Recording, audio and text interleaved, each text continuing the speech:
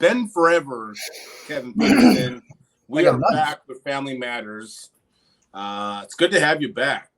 It's good to be back. It's good to be back in the house. You know, Are you back in your original house? I'm back in the home. Yeah, Oh, I mean, I talk know. about full circle. Just, you Just- look like a different person. I mean, that must be it. I was trying to figure out what it was, but you know what? Go creep out this guy's Instagram. It is packed full of some incredible content. Kevin W. Peterson. If you want to do family coaching, if you want some free resources, there's all kinds of stuff. Don't tell him, but there's too much on that website, chronichope.us.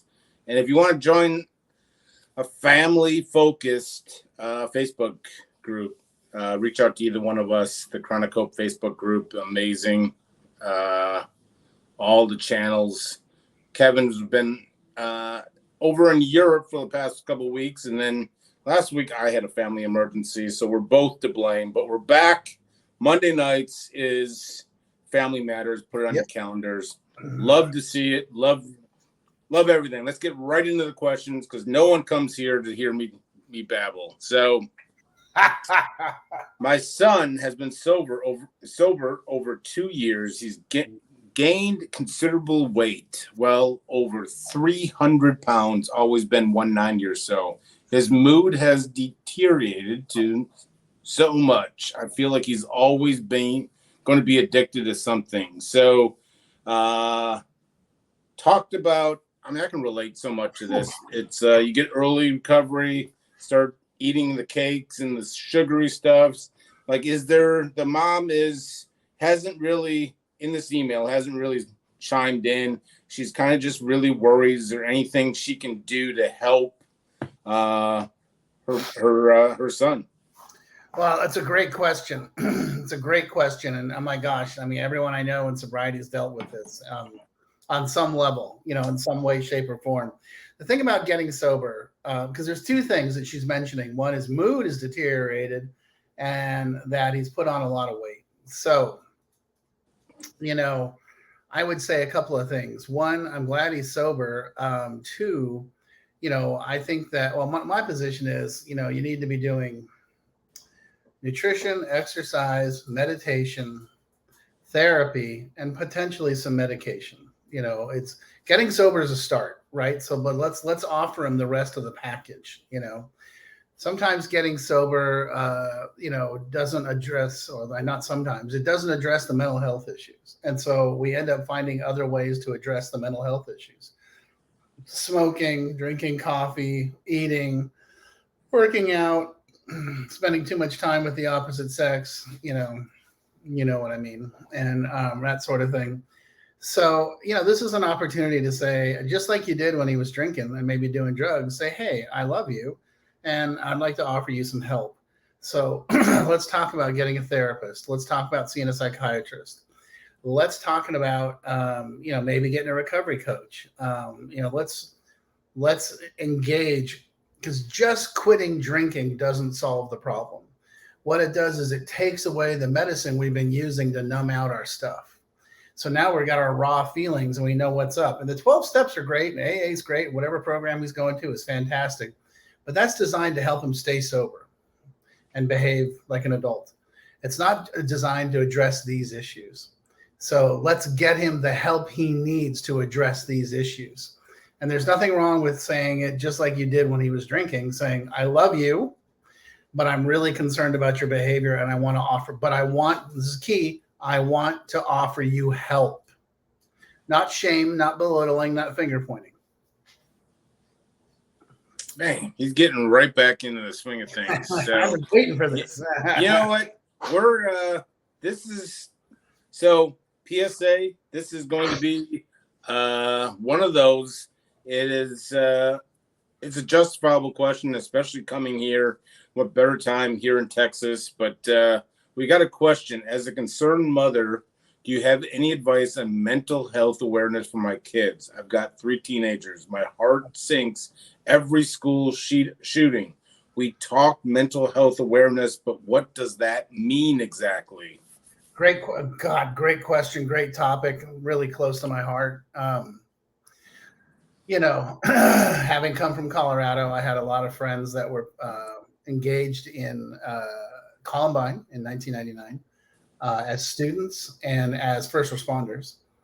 And then as the Aurora Theater shooting, one of my coworkers had a bunch of friends that were in the theater. And it just layer after layer after layer, so I get it. I get what you're asking. So for your 3 teenagers, we talk mental health awareness. What does it mean? What it means is there's nothing wrong with saying to your kids, hey, I'd like to recommend or suggest that maybe you talk to someone, because the stuff that's going on is traumatic. At no point in my childhood or even in my 12 years of college did I fear going to school, other than, tests. But at no point was I afraid of going. I was listening to Raphael Warnock today, the senator, Reverend Warnock for Georgia, and he was saying, we're not safe in the mall, we're not safe at church, we're not safe at school, we're not safe at the restaurants, we're not safe in the movie theater. It's so ridiculous. And so that creates trauma, and it can be a low level of trauma that's with you 24/7. And so I think there's nothing wrong with telling your kids, you know what, I'm booking a family therapy session and I want us all to go talk about this, or and recommend to them, hey, I'm happy to get you therapy, but the kind of therapy you want to get is, I think it's really important that you get someone that's trauma informed. So that's what we mean by mental health awareness. Don't wait for something bad to happen. Don't wait for their grades to go down or for them to fall apart. Be proactive. Say, hey, I would like to recommend, I'm going to go talk to someone. How about we all go together? And if you want to talk to somebody, I'm happy to help you put that together. That's mental health awareness. Don't wait for something to go wrong.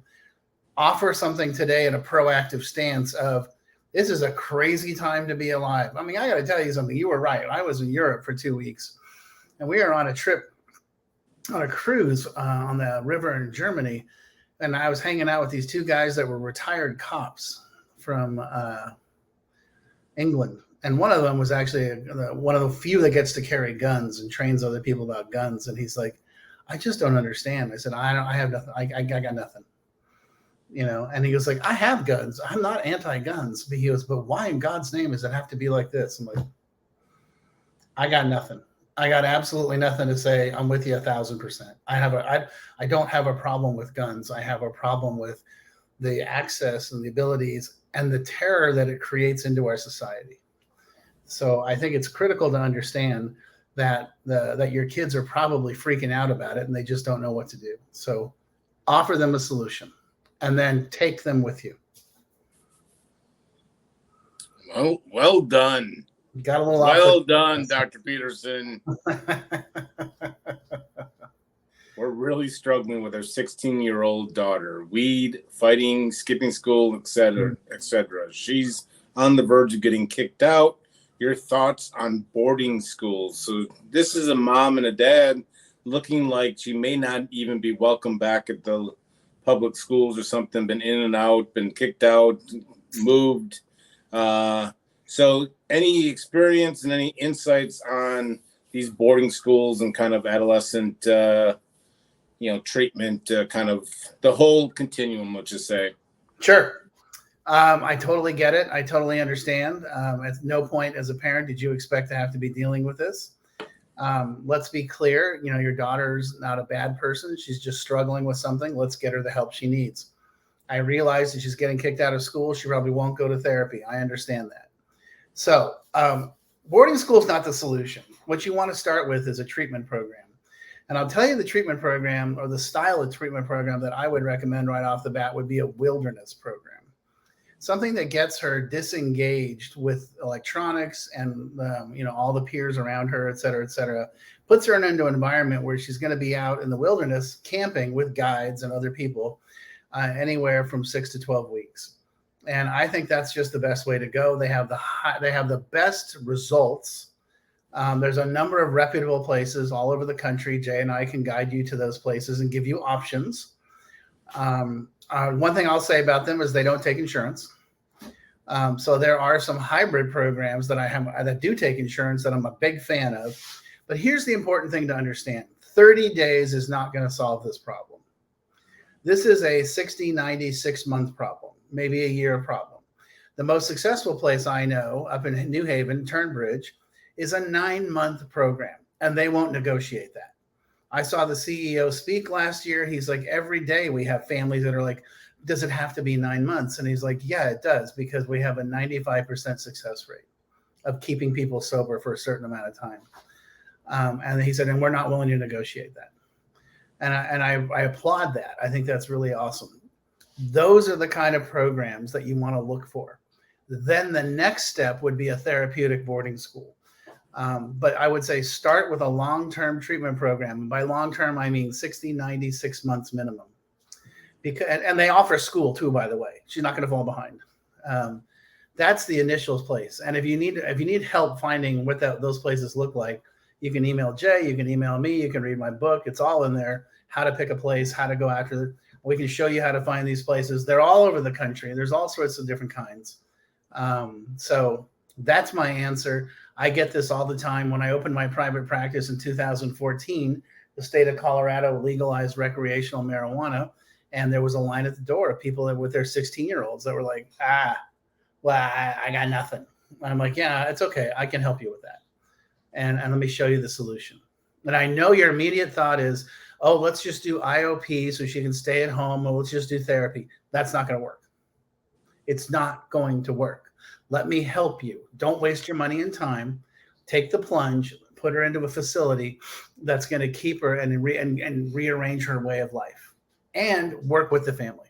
And we have definite places that we love. So that's the answer to that one.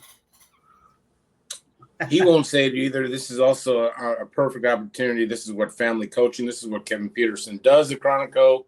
Yeah. So, as always, one of these questions, like if you're a mom or dad, I strongly suggest just calling Kevin, getting it, just to talk through.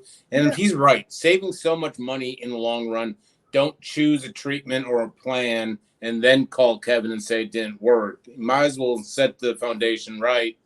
He won't say it, but I will. But absolutely couldn't agree more with whatever Kevin's saying. So my 22, yeah, go ahead. No, thanks. All right.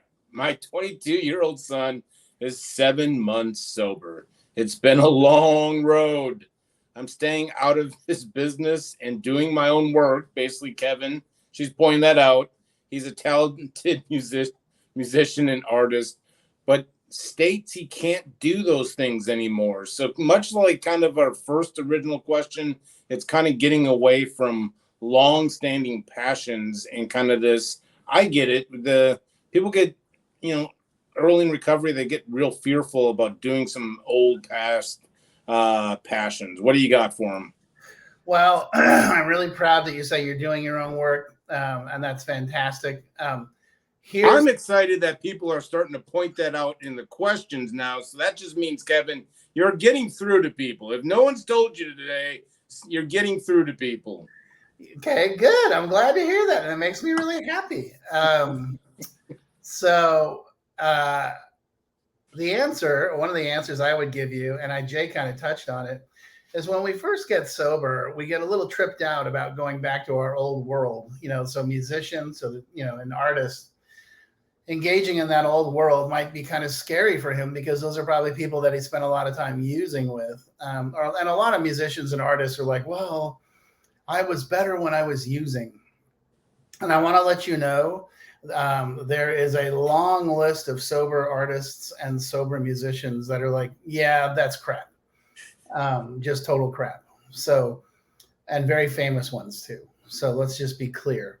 Now, the other side of it is he's 7 months sober. Give him time. It took me a long time to sort of recapture myself and come back to planet Earth. If he's engaged in recovery and he's engaged with his people, one thing I'll guarantee you is that he will find himself, he will find his passion, and it may be art, it may be music, or it might be a different style of something. It will come back. Let it come back on its own. let him do his own thing. The other thing I would say too is, depending on where you live, like I know in Denver, there was a sober artists meeting.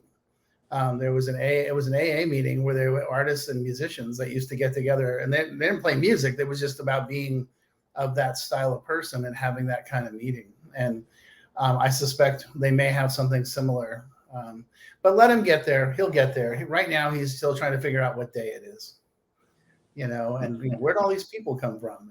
And, does the sun come up every day? I mean, I remember looking around like, what? We have one here in Dallas as well. There's several national, Music Cares. There's a lot of let's just say musicians in recovery and a lot of support for musicians in recovery. There one in Dallas here. They had a meeting and then they do kind of a jam session afterwards. Where you can kind of open it up and, I go to the jam session. It's just fun to sit in and, they're just doing whatever they're doing, having some waters and sodas, but just a real fun event. You get 100 people in, and for newly sober, which I was in 12, 11, 13 years now, but it's still fun to be in that room and just see recovery kind of and passion in the room. So I love what Kevin said there. I'm sure there's something nearby. I would like to hope, if God's looking down, please have something, because it meant the world to a lot of friends that I know are musicians. And some of them picked up a guitar, and who knows. But anyway. Yeah. Last question. I feel like we just pedaled right through this, but my 18-year-old son was asked to leave our house due to drug abuse. Our 31-year-old son is the one providing him the drugs. I'm a mess. No idea how I allowed my son to become criminals. Are they hopeless? Wow. Okay. A couple of things going on here. Save the best for last. I will. We're going to go piece by piece with the sentence. I just want to make sure that when you told your 18-year-old son he had to leave the house, you also offered him an opportunity to get sober, and that opportunity is always available. So he understands that the boundary is, if you're going to do drugs and alcohol, you can't live here. I still love you. You're still my son. However, I'm not going to tolerate this behavior. And so, I just want to make sure that you've done the back end of that and saying, and I'm willing to help you, and I'm willing to help you get sober, and I'm willing to point you in the right direction.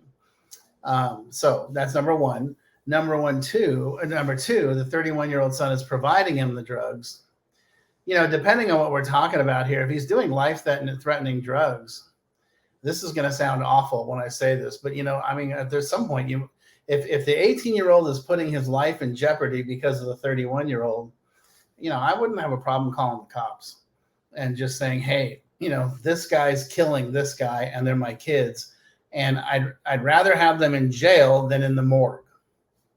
I don't know where you're at. I don't know the situation. I don't know if they're smoking weed or they're doing opiates.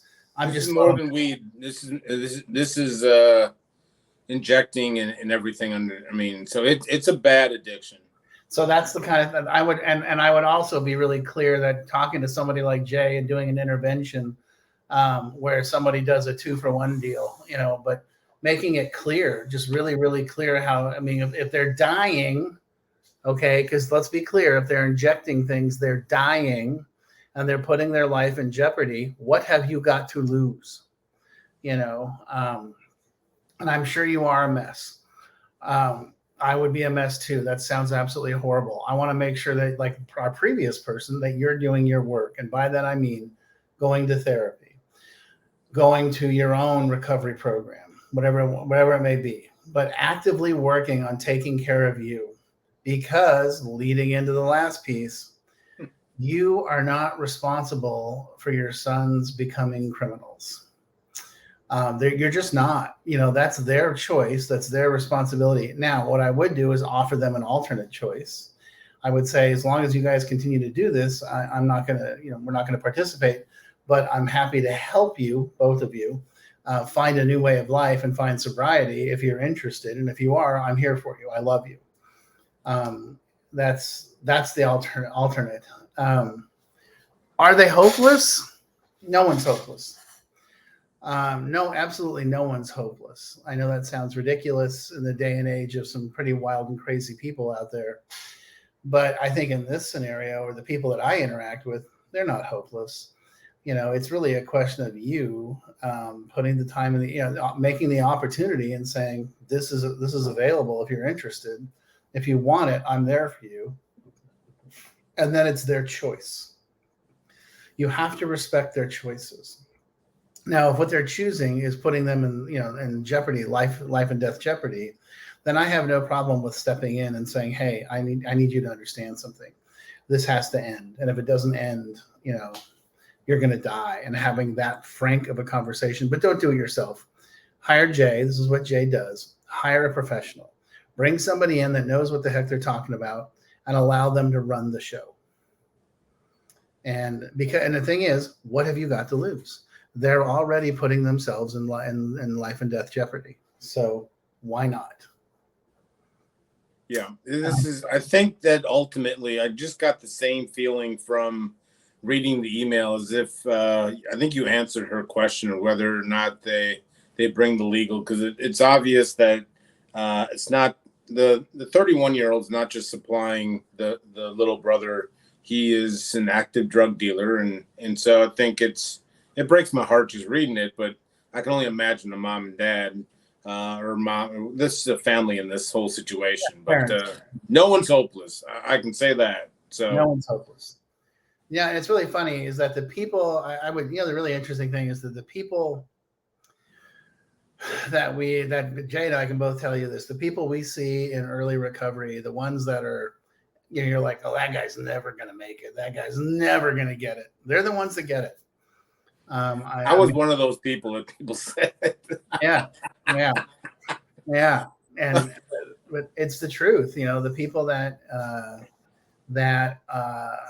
sometimes have the most awful situations are the ones that get it, because they're like, well, I don't want to go back to that. And then the people that have more the sort of the, I don't want to say lighter versions, but maybe we're just like, well, okay, I'm sober curious. It's like, I'm not sober curious.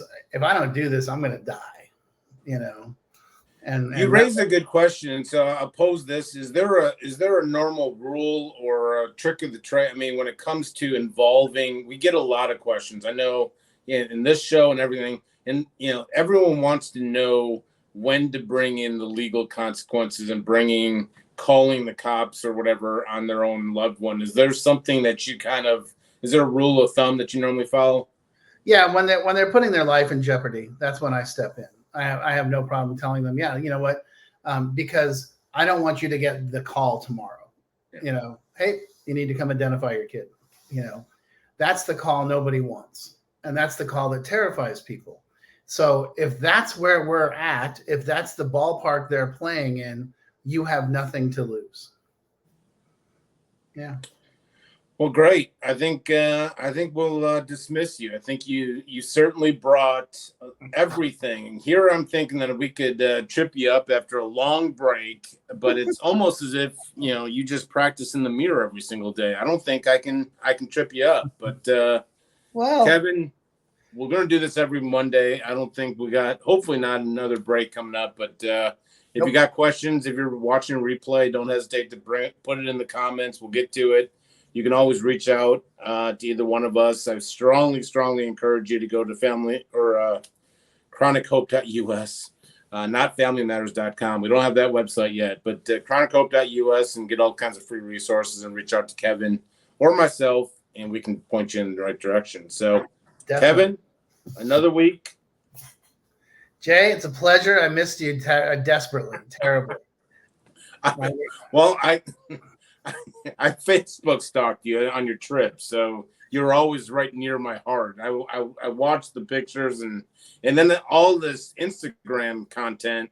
It was almost like you were talking directly to me sometimes. So I appreciate it. So my pleasure. I enjoy this. I enjoy spending my Monday nights with you. This is awesome. Let's do it next Monday if they don't cancel us.